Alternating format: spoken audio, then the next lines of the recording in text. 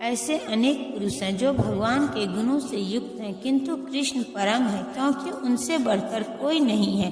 ये परम पुरुष है और उनका शरीर सच्चिदानंदमय है। वे आदि भगवान गोविंद हैं और समस्त कारणों के कारण हैं। भागवत में श्री भगवान के नाना अवतारों की सूची है, किंतु कृष्ण को आदि भगवान बताया गया है, जिनसे अनेकानेक अवतार तथा ईश्वर विस्तार करते हैं। यहाँ पर वर्णित सारे अवतारों की सूचियां या तो भगवान की अंश कलाओं अथवा पूर्ण कलाओं की है, किंतु कृष्ण तो स्वयं भगवान है। अतः कृष्ण आदि भगवान परम सत्य परमात्मा तथा निर्विशेष ब्रह्मा दोनों के उद्गम है। भगवान की उपस्थिति में अर्जुन द्वारा स्वजनों के लिए शोक करना सर्वथा अशोभनीय है। अतः कृष्ण ने स्वतः सबसे अपना आश्चर्य व्यक्त किया है। आर्य जैसी सभ्य जाति के किसी व्यक्ति से ऐसी मलिनता की उम्मीद नहीं की जा सकती।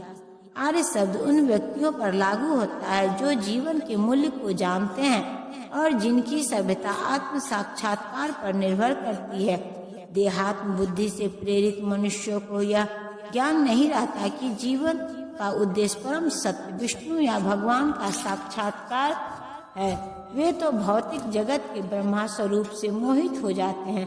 अतः वे यह नहीं समझ पाते कि मुक्ति क्या है। जिन पुरुषों को भौतिक बंधन से मुक्त का कोई ज्ञान नहीं होता, वे अनार्य कहलाते हैं। यद्यपि अर्जुन क्षत्रिय था, किंतु युद्ध से विचलित होकर वह अपने कर्तव्य से गुमराह हो रहा था। उसकी यह कायरता अनार्यों के लिए ही शोभा देने वाली हो सकती है।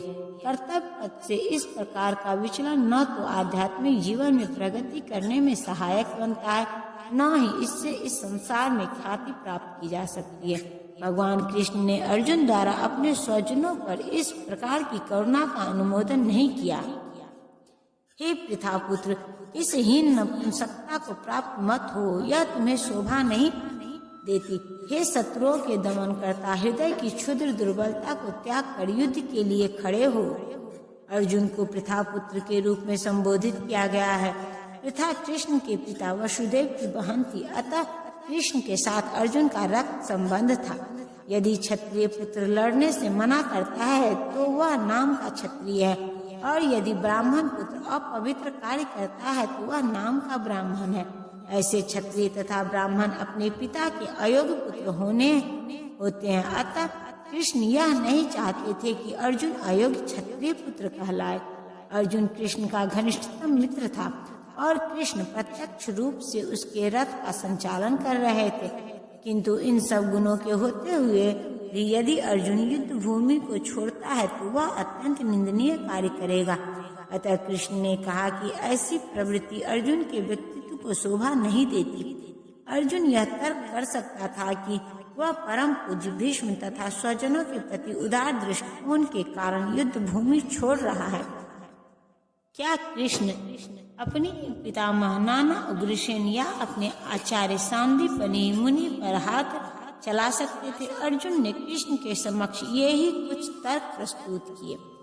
ऐसे महापुरुषों को जो मेरे गुरु हैं, उन्हें मार कर जीने की अपेक्षा इस संसार में भीख मांगकर खाना अच्छा है। भले ही वे सांसारिक लाभ के इच्छुक हों, किंतु हैं तो गुरुजन ही है। यदि उनका वध होता है तो हमारे द्वारा भोग्य प्रत्येक वस्तु उनके रक्त से सनी होगी। शास्त्रों के अनुसार ऐसा गुरु जो निंद कर्म में रत हो और जो विवेक शून्य हो त्याज्य है। दुर्योधन से आर्थिक सहायता लेने के कारण भीष्म तथा द्रोण उसका पक्ष लेने के लिए बाध्य थे। यद्यपि केवल आर्थिक लाभ से ऐसा करना उनके लिए उचित न था। ऐसी दशा में वे आचार्यों का सम्मान खो बैठे थे, किंतु अर्जुन सोचता है कि इतने पर भी वे उसके गुरुजन हैं, अतः उनका वध करके भौतिक लाभों का भोग करने का अर्थ होगा रक्त से सने अवशेषों का भोग। हम यह भी नहीं जानते कि हमारे लिए क्या श्रेष्ठ है, उनको जीतना या उनके द्वारा जीते जाना। यदि हम धृतराष्ट्र के पुत्रों का वध कर देते हैं तो हमें जीवित रहने की आवश्यकता नहीं है, फिर भी वे युद्ध भूमि में हमारे समक्ष खड़े हैं। अर्जुन की समझ में यह नहीं आ रहा था कि वह क्या करे, युद्ध करे और अनावश्यक रक्तपात का कारण बने। यद्यपि क्षत्रिय होने के नाते युद्ध करना उसका धर्म है, या फिर वह युद्ध से विमुख होकर भीख मांगकर जीवन यापन करे। यद्यपि वह शत्रु को जीतता नहीं तो जीविका का एकमात्र साधन भिक्षा ही रह जाता। फिर जीत भी तो निश्चित नहीं है, क्योंकि कोई भी पक्ष विजयी हो सकता है।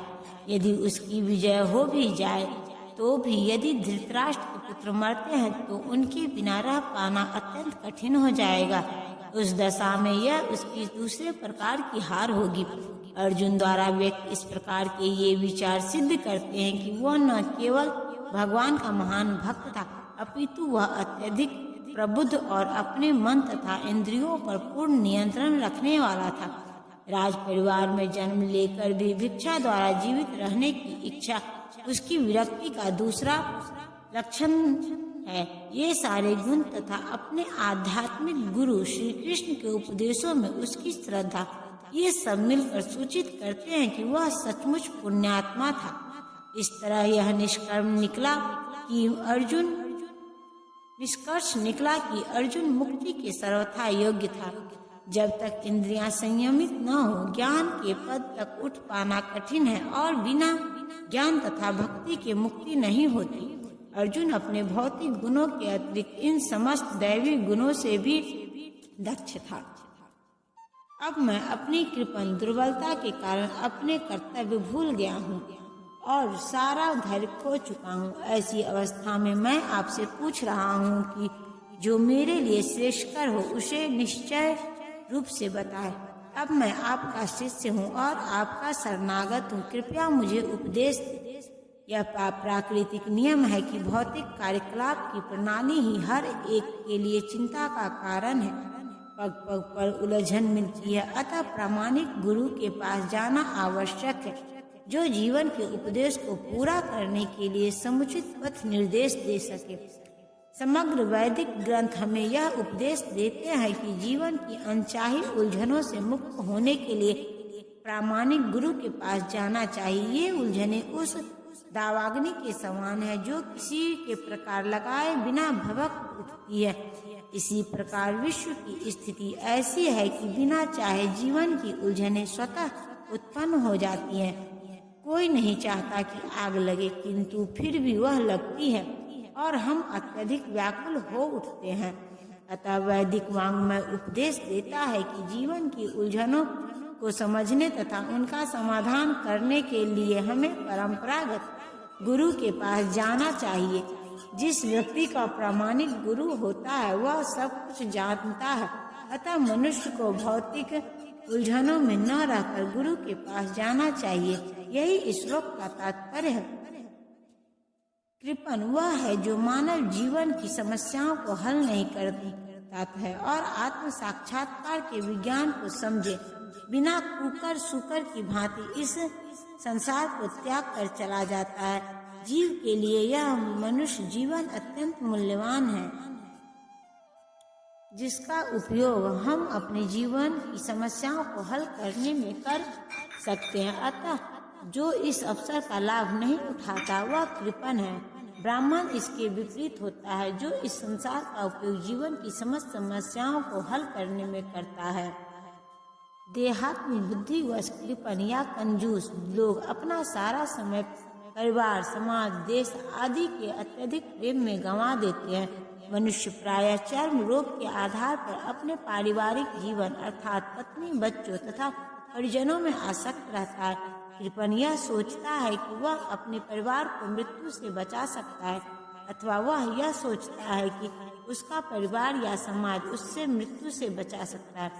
ऐसी पारिवारिक आसक्ति निम्न पशुओं में भी पाई जाती है, क्योंकि वे भी बच्चों की देखभाल करते हैं। बुद्धिमान होने के कारण अर्जुन समझ गया कि पारिवारिक सदस्यों के प्रति उसका अनुराग तथा मृत्यु से उसकी रक्षा करने की उसकी इच्छा ही उसकी उलझनों का कारण है। यद्यपि वह समझ रहा था कि युद्ध करने का कर्तव्य उसकी प्रतीक्षा कर रहा था, किंतु कृपण दुर्बलता के कारण वह अपना कर्तव्य नहीं निभा पा रहा था। वह परम गुरु भगवान कृष्ण से कोई निश्चित हल निकालने का अनुरोध कर रहा था। वह कृष्ण का शिष्यत्व ग्रहण करता है, वह मित्रतापूर्ण बातें बंद करना चाहता है। गुरु तथा शिष्य की बातें गंभीर होती हैं और अब अर्जुन अपने मान्य गुरु के समक्ष गंभीरता पूर्वक बातें करना चाहता है। इसीलिए कृष्ण भगवत गीता ज्ञान के आदि गुरु हैं और अर्जुन गीता समझने वाला प्रथम शिष्य है। अर्जुन भगवत गीता को किस तरह समझता है, यह गीता में वर्णित है। तो भी मूर्ख संसारी विद्वान बताते हैं कि किसी को मनुष्य रूप कृष्ण की नहीं बल्कि अजन्मा कृष्ण की शरण ग्रहण करनी चाहिए। कृष्ण के अंतः तथा ब्रह्म में कोई अंतर नहीं है। इस ज्ञान के बिना जो भागवत गीता को समझने का प्रयास करता है वह सबसे बड़ा मूर्ख